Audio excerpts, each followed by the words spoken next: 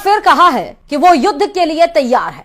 पाकिस्तान के गृह मंत्री ने कहा कि सिंधु जल समझौता रद्द होने का मतलब युद्ध है और पाकिस्तान इससे पीछे नहीं हटेगा। रावलपिंडी हेडक्वार्टर में भी भारत को लेकर लगातार मीटिंग चल रही है। जब से जनरल मुनीर को पता चला कि भारतीय सेना 3 मोर्चों पर युद्ध के लिए तैयार है, उनके कोर कमांडरों में हड़कंप मचा हुआ है। देखिए रिपोर्ट।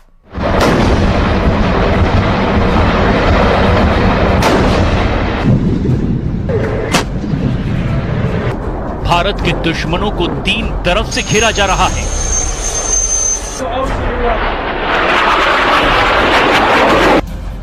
पाकिस्तानी सेना को पता है कि उसे बहुत बड़ा सरप्राइज मिलने वाला है।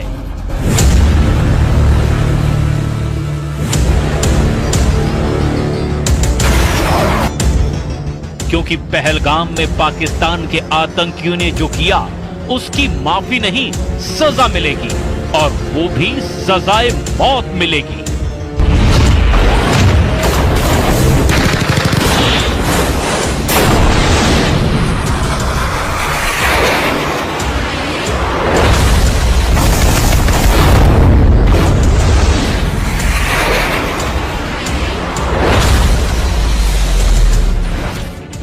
कुपवाड़ा के पास एलओसी पर पाकिस्तान ने गोलीबारी की और इसका उसे जवाब भी दिया जा चुका है। रिपोर्ट है कि अगर पाकिस्तान ने 600 गोलियां चलाई तो भारत ने इसके जवाब में 1300 राउंड फायर कर दिए। यानी पाकिस्तान को एलओसी पर जवाब मिलना शुरू हो गया है। पाकिस्तान के हर अटैक के बदले डबल काउंटर अटैक हो रहा है।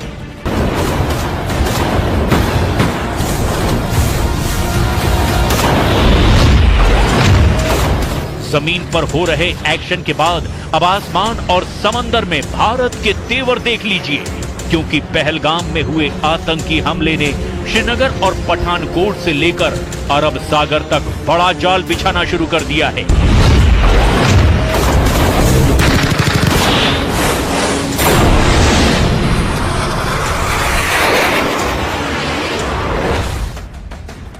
एलओसी से लेकर भारत और पाकिस्तान के बॉर्डर और साथ में अरब सागर तक हाई अलर्ट है।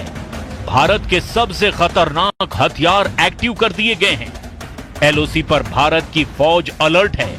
पंजाब और राजस्थान सेक्टर में बीएसएफ की कड़ी निगरानी है और S-400 जैसे तमाम एयर डिफेंस सिस्टम भी अब 24 घंटे एक्टिव कर दिए गए हैं। भारत की टैंक रेजिमेंट भी अखनूर से लेकर गुजरात तक वॉर मोड में आ चुकी है। इस वक्त एयरफोर्स में 2 जहाज बहुत एक्टिव हैं और वो हैं सुखोई 30 MKI और राफाल, जो भारत के फ्रंटलाइन फाइटर माने जाते हैं। इन सब के बीच बड़ी खबर यह है कि पाकिस्तान का पहलगाम वाला एजेंडा फेल हो चुका है। नौसेना ने अपनी फायर पावर दिखाकर बता दिया है कि जो पाकिस्तान चाहता है वो कभी नहीं होगा। कि पहलगाम में आतंकी हमला भारत को बांटने की साजिश थी, जो पूरी तरह से नाकाम हो चुकी है। आतंकियों ने देश को बांटने की जो कोशिश की वो 48 घंटे के अंदर ही फेल हो गई।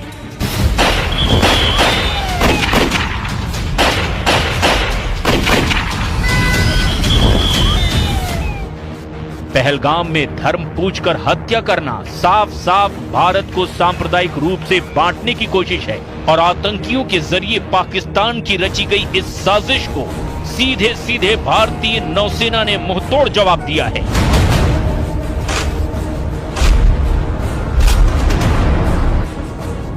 नौसेना की ओर से सोशल मीडिया पर तस्वीरें जारी करके बताया गया कि एकता में शक्ति है। एकता में शक्ति यानी भारत को धर्म के नाम पर बांटने वालों को ऐसा जवाब मिलेगा जिसमें उन्हें तबाह करने का सिग्नल भी है। इस तस्वीर में 5 डिस्ट्रॉयर हैं, 3 हैं विशाखापट्टनम क्लास और 2 हैं कोलकाता क्लास। ये दोनों तरह के डिस्ट्रॉयर भारतीय नौसेना के सबसे खतरनाक जंगी जहाज माने जाते हैं।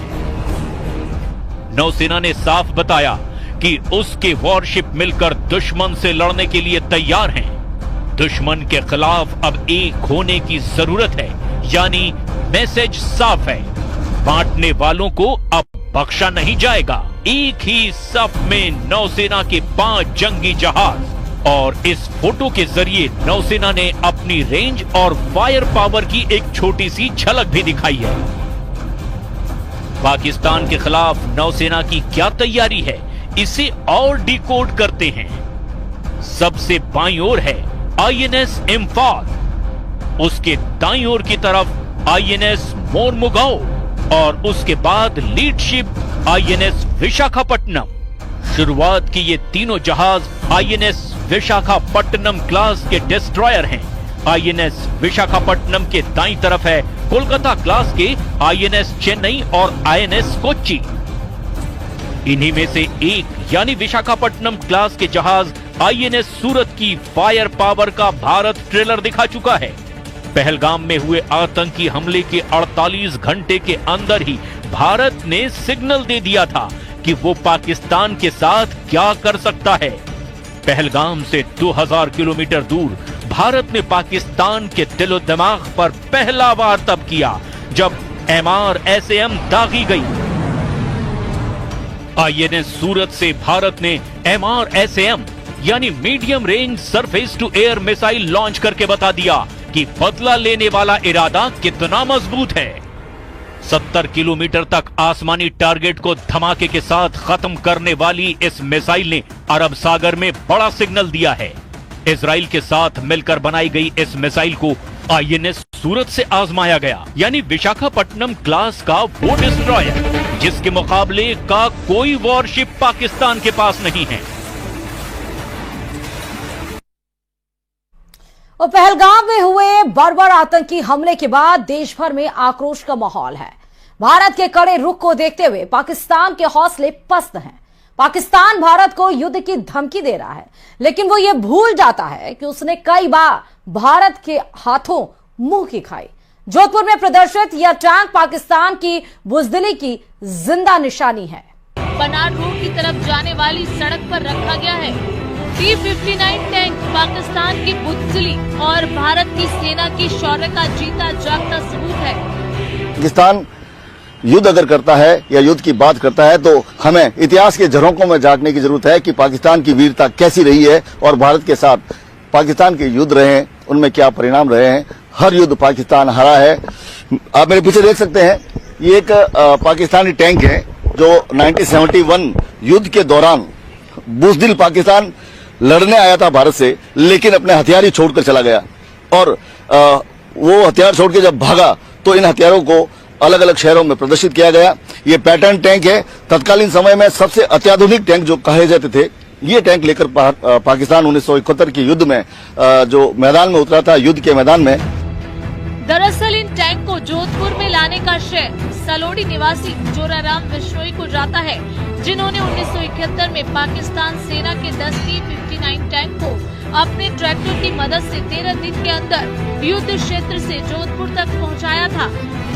युद्ध के बाद इन टैंकों को अलग अलग उद्देश्यों के लिए इस्तेमाल किया गया, जबकि कुछ को सैन्य संग्रहालयों में प्रदर्शित किया गया ताकि लोग युद्ध की स्मृति और भारतीय सैनिकों की बहादुरी को याद रख सके, जो 1971 के युद्ध में पाकिस्तान से जीते गए थे।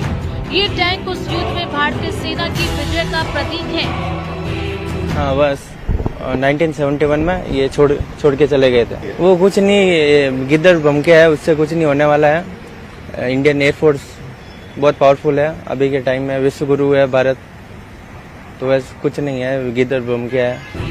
साल 1971 में पाकिस्तान के पास सबसे उन्नत तकनीक के पैटर्न टैंक थे, जिसके दम पर वो। और चलिए इसी के साथ ही इस रिपोर्ट में फिलहाल अभी के लिए इतना ही। बाकी अन्य खबरों के लिए देखते रहिए News 18 राजस्थान।